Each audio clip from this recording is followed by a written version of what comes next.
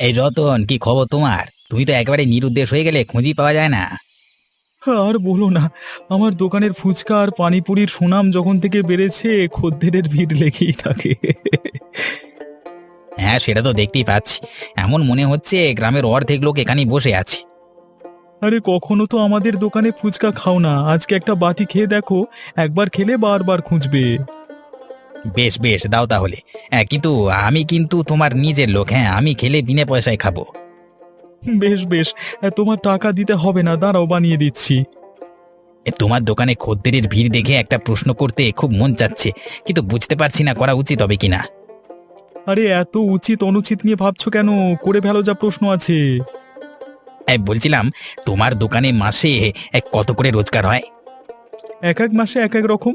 তবে বর্তমানে প্রতি মাসে 15 থেকে 16 হাজার টাকার ব্যবসা হয়। এবার খদ্দের বেড়েছে, চাহিদাও বেড়েছে। ওই রে কলা!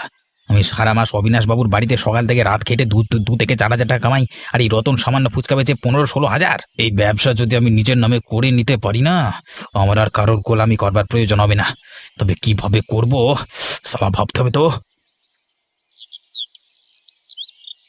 তুই কাঁদছিস কেন নীলিমা? কি হয়েছে তোর? আমার জীবন থেকে সুখ শান্তি সব উধাও হয়ে গেছে লতা। এইভাবে বলছিস কেন রে? আজ 3 বছর হলো বিয়ে করেছি। বিয়ের সময় 50,000 টাকা দেবার প্রতিজ্ঞা করে বাবা আমার বিয়ে দিয়েছিলেন। কিন্তু তোর বিয়ের 1 বছর পরই তো তোর বাবা মারা গেলেন। তিনি মারা গেছেন, তবে আমায় দিয়ে গেছেন দুঃখে ভরা কুৎসিত একটা জীবন। আর আমার স্বামী এই তো রতন দা, তিনি তো খুবই ভালো মানুষ রে। কি হয়েছে তোদের মধ্যে? বাবা 50,000 দেবার প্রতিজ্ঞা করলেও 15,000-এর বেশি দিতে পারেননি। সেই নিয়ে এখনো অশান্তি। এরপর কি হলো? রতন দাদা আর কখনো সেই টাকা খুঁজেছেন? খোঁজেনি তো কি, প্রতিদিনই তো এই নিয়ে ঝগড়া হয়, আমার গায়ে হাতও তোলা হয়। বলিস কি? রতন দাদাকে দেখে এক মুহূর্তের জন্যও মনে হয় না তিনি এমন। জানি না আমার ভাগ্যে কি আছে। তুই তো আমার বন্ধু, তাই তোকে একটা কথা আমি আজ বলতে এসেছি। বল, কি কথা? তোকে আমি বলে যাচ্ছি, যদি আমার কোনো কারণে মৃত্যু হয়, বুঝে নিবি তার জন্য আমার স্বামী দায়ী। হঠাৎ এমন কথা কেন বলছিস রে তুই? কিচ্ছু হবে না তোর। জানি না, আজ কদিন ধরেই আমার মনে কেমন একটা অস্থিরতা কাজ করছে, তাই তোকে বলে রাখলাম রে। আমি আসি। দাঁড়া নীলিমা, নীলিমা, শোন। নীলি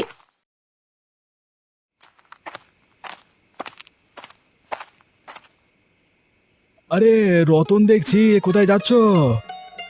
রাত হয়ে গেছে তো, তাই বাড়ি ফিরছিলাম কাজ সেরে। চাইলে আমাদের সঙ্গে যেতে পারো তুমিও। তোমরা কোথায় যাচ্ছ এত রাতে? অবিনাশ বাবুর বাড়িতে আজকে ভোজের আয়োজন করেছে, সেখানেই যাচ্ছি। তুমি গেলেও যেতে পারো। অবশ্য এখন রতন খুব ব্যস্ত মানুষ, ব্যবসা করে। তার কি আর আমাদের সঙ্গে কোথাও যাওয়ার সময় আছে? এভাবে বলছো কেন? তোমরা আমার বন্ধু, তোমাদের জন্য সময় হবে না তো কার জন্য হবে? নীলিমা বৌদি আবার কিছু মনে করবে না তো? না বলি যাচ্ছ? আরে ধুর, ওর নামটা মুখে এনো না তো। ওর কারণে আমার বাড়ি যেতে ইচ্ছে করে না। ওর চেহারা দেখলে ইচ্ছে হয় মানে কেটে টুকরো টুকরো করে ফেলি। আরে এমন কি হলো যে তোমার নিজের স্ত্রীকে খুন করতে ইচ্ছে হচ্ছে? সে কিছু নয়, চলো অবিনাশবাবুর বাড়িতে চলো। এদের দুই স্বামী স্ত্রীর মধ্যে আবার কিসের যুদ্ধ চলছে, ব্যাপারটা দেখতে হবে তো।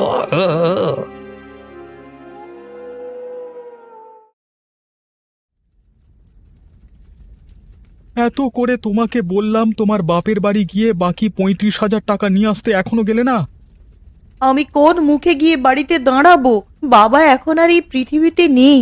এই সময় গিয়ে আমি টাকা খুঁজবো? তাদের অবস্থা তো ভালো নয়। আমি অত শত বুঝি না, আমার ওই টাকা চাই তো চাই। কেন টাকার জন্য এত মরিয়া হয়ে উঠেছ তুমি? কি হয়েছে কি তোমার? আবার ফুচকার ব্যবসা আমি আরো বাড়াতে চাই, আর তার জন্য টাকার প্রয়োজন। তুমি কোথা থেকে এনে দেবে আমি জানি না, আমার টাকা চাই। আর যদি আমি টাকা এনে দিতে না পারি, তাহলে কি করবে তুমি? আমার টাকা যদি আমি না পাই, তাহলে তোমাকে আমি বাপের বাড়িতে গিয়ে ছুঁড়ে ফেলে আসবো। সামান্য কটা টাকার জন্যে তুমি আমায় আমার বাপের বাড়ি রেখে আসার কথা বলছো? হ্যাঁ বলছি, কারণ আমার কাছে টাকাটা সব থেকে বেশি জরুরি, ঠিক আছে? তোমার কথা শুনে আর টাকার জন্য এইরকম অস্থিরতা দেখে আমার মনে হচ্ছে তুমি একটা লোভী আর নির্দয় মানুষ। তোর এত সাহস! এই এই সালি, তুই আমাকে লোভী বললি? দাঁড়া, তোর কাছে দেখাচ্ছি মজা। আহ আহ এ ওপরওয়ালা, আমায় বাঁচাও, আমি শেষ হয়ে গেলাম। ও বাবা! হ্যাঁ, এই হলো আমাকে লোভী ডাকবার পরিণাম। হতভাগী, তোকে মেরেই ফেলবো রে।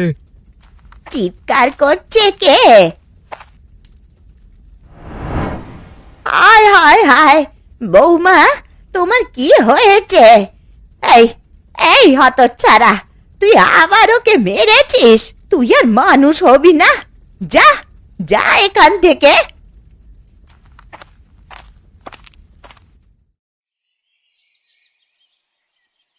কি কুলাঙ্গার সন্তান যে আমি পেটে ধরেছি লতা, দেখ আজ মেয়েটার কি অবস্থা করে দিয়েছে। কদিন আগে নীলিমা এসেছিল আমার কাছে আর বলেও ছিল কোনো কারণে ওর মৃত্যু হলে তার জন্য রতন দায়ী হবে। আজ বুঝলাম কারণটা। ওর বাবাও একেবারে এমনই ছিল। যখন রতন ছোট, ওর বাবাও ঠিক এইভাবেই আমায় মারধর করত, ওরই চোখের সামনে। আমার তো মনে হয় ছোটবেলা থেকে এসব দেখে বড় হয়েছে বলেই রতন দাদা এমন। আমারই ভুল হয়েছে।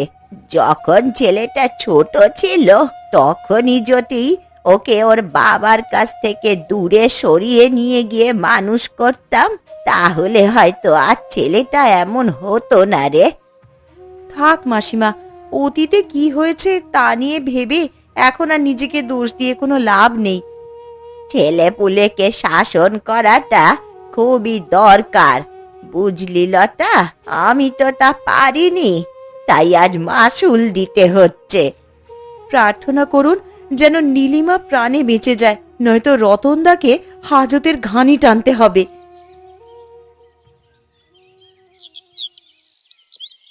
বাহ বাহ বাহ বাহ, আজকে তাহলে কাজ ছেড়ে এখানে এসে বসার ফুসরত তুমি পেলে রতন।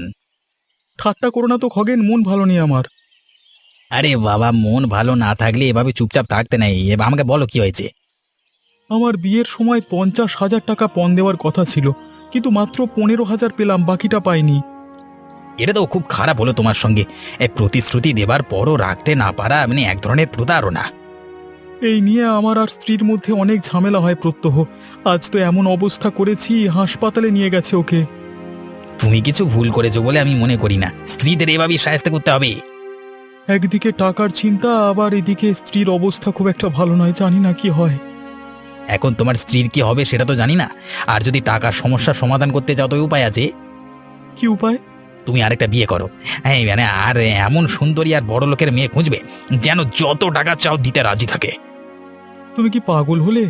অবশ্য আমিও একবার ভেবেছিলাম, কিন্তু তখন আমার স্ত্রীর ইচ্ছের বিরুদ্ধে করলে এসে থানায় গিয়ে মামলা করে বসবে আবার। এর সমাধান আছে, তবে সেটা তুমি পারবে না, ছাড়ো। তো বলো না কি সমাধান, অবশ্যই পারবো আমি। দ্বিতীয় স্ত্রী আনতে হলে পথের কাঁটা নীলিমাকে রাস্তা থেকে সরিয়ে দাও। ও থাকলে সব অসম্ভব।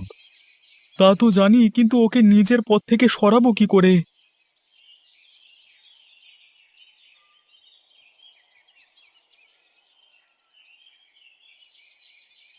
এখন কেমন লাগছে নীলিমা? কিছুটা ঠিক লাগছে, তবে চেহারাটায় খুব যন্ত্রণা করছে। একটু সহ্য করো মা, ঠিক হয়ে যাবে। রতন কোথায়? ওকে তো হাসপাতালেও দেখলাম না। গেছে হয়তো কোথাও ওই কুলাঙ্গারটা। ওর কি আর বউয়ের খেয়াল আছে? এত নির্মম হয় কেউ? দেখো তো কি অবস্থা করে দিয়েছে চেহারাটার। আমি তো চেয়েছিলাম অবিনাশ বাবুকে বিচার দিতে, তবে মাসিমা আমায় আটকালেন। আরে বিচার দেওয়া তো উচিত, অন্তত কোনো একটা মীমাংসা তো হতো। না জানি পরে কি হয়।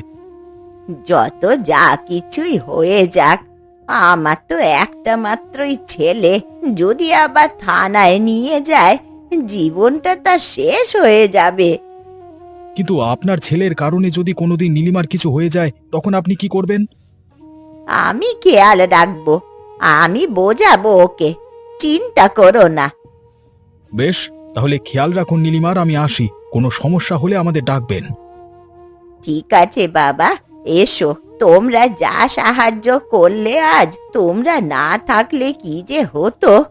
আমার ছেলেটা তো, যাকগে, যাও তাহলে তোমরা এসো।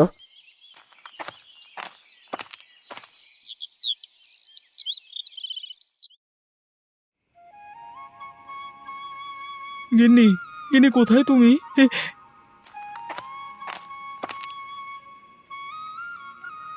কি হয়েছে? আজ এত তাড়াতাড়ি এসে পড়লে যে? এই যে দেখো, তোমার জন্য কি নিয়ে এসেছি, নতুন শাড়ি। আজ হঠাৎ তোমার ব্যবহার অন্যরকম লাগছে কেন? আরে সেসব পরে হবে, আগে এক কাজ করো তো, এই শাড়িটা পরে এসো, দেখি তোমাকে কেমন লাগে, যাও তো। আচ্ছা বেশ, তুমি বসো, আমি শাড়িটা পরে আসছি।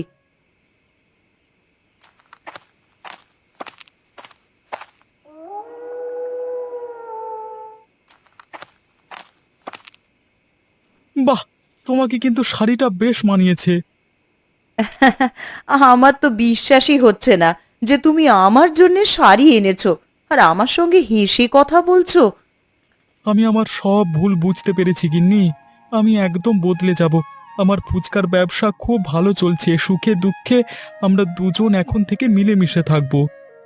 হ্যাঁ গো, তুমি সত্যি বলছো?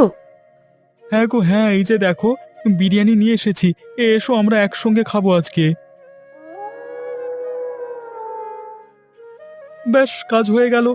খগেন, আরে ও খগেন, চলে এসো ভেতরে।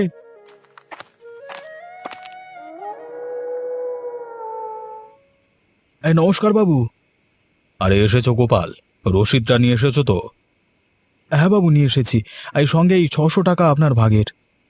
সেসব হবে, তুমি বসো, তোমার সঙ্গে একটু জরুরি কথা আছে।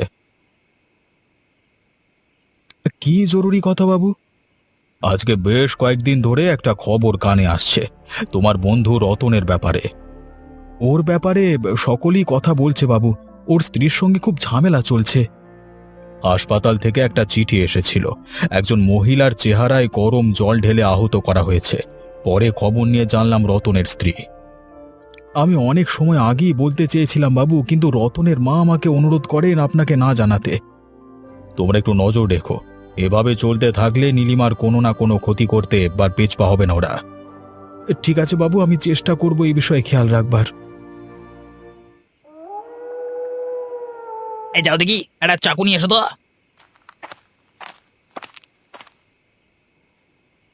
এই নাও চাকু, কিন্তু তুমি এটাতে কি করবে? আরে দেখতে থাকো কি করি, চিন্তা করো না, আজকেও মরবেই। তুমি কি করলে খগেন? ওর হাতটা কাটলে কেন? আস্তে আস্তে কথা বলো, কেউ শুনতে পাবে। ওর হাত কেটে দিয়েছি, এবার রক্তক্ষরণ হতে হতে ছটফট করতে করতে মরে যাবে। কিন্তু ধরা পড়ে এলে কি হবে? আরে ধরা পড়বে না, তুমি নিজে গিয়ে থানায় নিজের খুনের কথা স্বীকার করবে। তোমার জীবনের সুখের জন্য নীলিমার মৃত্যু দরকার ছিল, তাই না? কিন্তু এখানে তো তোমারও হাত আছে, আমি একা কেন থানায় যাব? আরে তুমি নিজের ভুল স্বীকার করে হাজতে কিছুদিন থাকবে, আর আমি বাইরে থেকে তোমাকে ছাড়ানোর ব্যবস্থা করব। এরপর আর কোনো চিন্তা থাকবে না। বেশ বেশ, আমি তাহলে তাই করব, কিন্তু তুমি সত্যি আমাকে ছাড়িয়ে নেবে তো? আরে হ্যাঁ হ্যাঁ, আর যতদিন তুমি হাজতে থাকবে আমি তোমার ফুচকার দোকান সামলাবো। লাস্টটা এখানেই থাক, তুমি বাড়িতে তালা লাগিয়ে চলো, আমার বাড়ি চলো।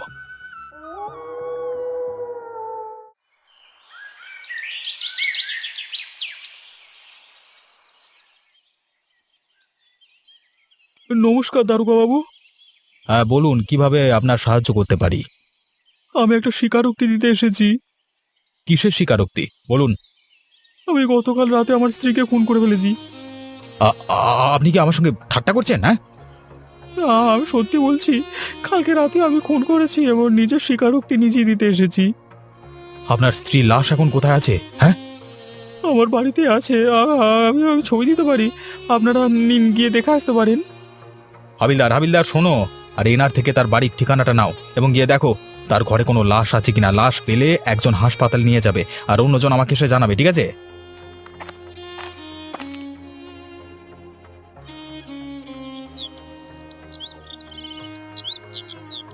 এই বাবু, আমরা ইনার ঘরে গিয়ে একটা লাশ শনাক্ত করেছি, হাসপাতালে নিয়ে যাওয়া হয়েছে। কেন এমনটা করলেন আপনি? আমার স্ত্রীর সঙ্গে আমার নিত্য কলহ লেগেই থাকতো, আমার আর ভাল লাগছিল না, তাই ওকে মেরে ফেলেছি। হাবিলদার, ওকে হাজতে ঢোকাও আর পরিবার পরিজনকে খবর দাও। বাবু প্রণাম, কেমন আছেন? আরে এসো গোপাল, যখন থেকে রতন হাজতে গেছে তোমরা সকলে আমার বাড়ি আসা বন্ধ করে দিয়েছো একেবারে। 4 মাস হয়ে গেল, আদালতে এখনো মামলা চলছে। আমার বিশ্বাস হচ্ছে না রতন এমনটা করেছে। তোমরা সকলে যদি এর আগে আমার কাছে আসতে, আজকে রতন হাজতে থাকতো না আর নীলিমা বেঁচে থাকতো। নীলিমার বাড়িতে শোক এখনো কাটেনি, আর রতনের মা তো পাগল প্রায়। তবে একটা জিনিস খুব সন্দেহজনক, বুঝলেন? সেটা কি? খগেন এখন রতনের দোকানে দায়িত্ব নিয়েছে। খগেন? সে কেন রতনের দোকান সামলাবে? সে তো আমিও জানি না, কিন্তু লোকে বলছে খগেন জোচ্চুরি করেছে। 25 টাকার ফুচকা সে 55 টাকায় বিক্রি করে। আমার খুব সন্দেহ হচ্ছে। গোপাল, আমি নিজে কি রতনকে থানা থেকে আনিয়ে একবার জিজ্ঞাসাবাদ করব? করলে তো খুব ভালো হয় বাবু, একবার না হয় ডেকে আনুন, দেখুন কি হয়। রতন এসব কথা পরে হবে, আমি যা জিজ্ঞাসা করব তার উত্তর সত্যি সত্যি দেবে। সত্যি বললে বাবু আপনি আমাকে হাজত থেকে ছাড়িয়ে নেবেন? হ্যাঁ, থানা থেকে বের হওয়ার এতই যখন ইচ্ছে তখন খুন করেছিলে কেন? ভুল করেছিলাম বাবু, তবে দোষ আমার একার নয়। আরেকজন আছে যে এসব কিছুর মূল, ওই খগেন। ও জোচ্চোর জালিয়াত, ও আমার স্ত্রীর খুন করতে আমাকে উস্কে দিয়েছে। তার মানে নীলিমার খুন তুমি খগেনের বলা কথায় করেছো, তাই তো? তার মানে এসব খগেনের হাত ছিল? হ্যাঁ বাবু, এমনকি ও নিজে ছুরি দিয়ে নীলিমার হাত কেটে ওকে মেরেছিল। আমি তো শুধু পরিকল্পনা অনুসরণ করেছিলাম। আমাকে ফাঁসি দিয়ে দিল। দারোগাবাবু, খগেনকে গিয়ে ধরুন এবং হাজতে পুরে ভালো মতো যত্নার্তি করুন তো। অবশেষে সত্যিটা সকলের সামনে এলো। গত 5টা মাস আমি যে কিভাবে ছিলাম, খগেনকে বিশ্বাস করাটা আমার বিরাট ভুল ছিল। আরে ওসব ছাড়ো, ওর ভুলের শাস্তি ও পেয়ে গেছে। এখন সারা জীবন হাজতে বসে কাঁদবে। কিন্তু এসবের পরও আমার একটাই আক্ষেপ, আমার স্ত্রী এতে কখনো ফিরে আসবে না। নীলিমা খুবই ভালো মেয়ে ছিল, ওর সঙ্গে খুবই অন্যায় হয়েছে। তোর এমনটা করা উচিত হয়নি। আমার নিজের ভুলের জন্য আমি সারা জীবন নিজেকে ক্ষমা করতে পারবো না। তাও অন্তত তুই নিজের ভুল বুঝতে পেরেছিস, কিন্তু একটা নিরীহ প্রাণ ঝরে গেল। আমি আর সারা জীবনে কখনো বিয়ে করব না গোপাল। সারা জীবন আমি নীলিমার স্মৃতি নিয়ে কাটিয়ে দেব। তুই তোর দোকানটা আবার চালু কর, আগের মতো ব্যবসায় মন দে, নিজের এই অন্ধকার অতীতটা থেকে শিক্ষা নে। নীলিমার আত্মা হয়তো আমাকে কখনো ক্ষমা করবে না, তবে আমি একটা ছোট্ট সিদ্ধান্ত নিয়েছি গোপাল। কিসের সিদ্ধান্ত রতন? আমার ব্যবসা থেকে আমি যা রোজগার করব তার সব টাকা আমি দুঃখী অসহায় মানুষদের মাঝে বিলিয়ে দেব। এটা তো খুবই ভালো সিদ্ধান্ত। এমনটা করলে তোর ভুলের অনেকটা প্রায়শ্চিত্ত হবে। দোকানের নামটাও নীলিমার নামে নামকরণ করব। আমি চাই আমার আশেপাশে সব ক্ষণে ওর নাম আর স্মৃতি ভাসুক। সত্যি, মানুষ যখন বেঁচে থাকে তখন আমরা তার মূল্য বুঝতে পারি না, আর যখন চলে যায় সব কিছুতেই তাকে খুঁজতে থাকি। এই একটা আক্ষেপ আমাকে সারা জীবন নিজের চোখে ছোট করে রাখবে। আচ্ছা, এখন কান্নাকাটি ছাড়, চল তোকে তোর দোকানের সামনে নিয়ে যাই। তুই আমার সত্যিকারের বন্ধু রে, চল।